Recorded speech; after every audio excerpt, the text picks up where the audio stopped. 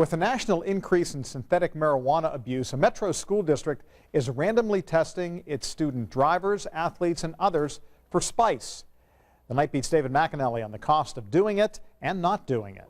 Out here, the parent pickup at Franklin Community High School. Well, in here, 1, 2, 3, counting on an upgraded random drug screening to help keep students safe. Up to half the population here, many of them student athletes, are subject to drug testing, but the school district discovered that many of the tests they were using were not catching some of the most dangerous class of drugs. It did not test for spice, synthetic marijuana.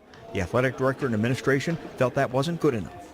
There was a situation at a neighboring school that took place where a student actually passed away due to synthetic drug usage, and we just saw a growing trend. And Franklin, at the start of the school year, 11 students were found to be using spice. So John Regas worked with Drug-Free Johnson County to get a $4,500 grant to pay for synthetic drug testing too, which costs 5 times more than regular drug screens.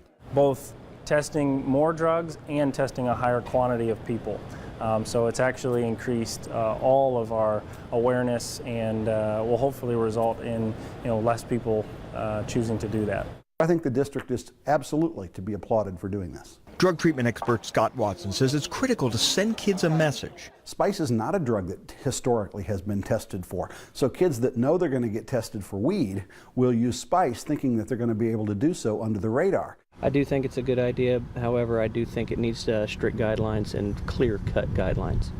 That way it doesn't overreach. Sharon, an athlete's grandmother, agrees. I think that's fine. If they're screening for drugs, they should do all of them, I guess. For student athlete Tommy Reed, I think it's fine that they're testing that. I think they need to figure out who's doing it and how they feel about it. a national 2013 study found synthetic marijuana to be the 3rd most abused drug by teens behind alcohol and pot. Now Franklin leading the way in the state in testing for it. David McAnally, Channel 13 Eyewitness News.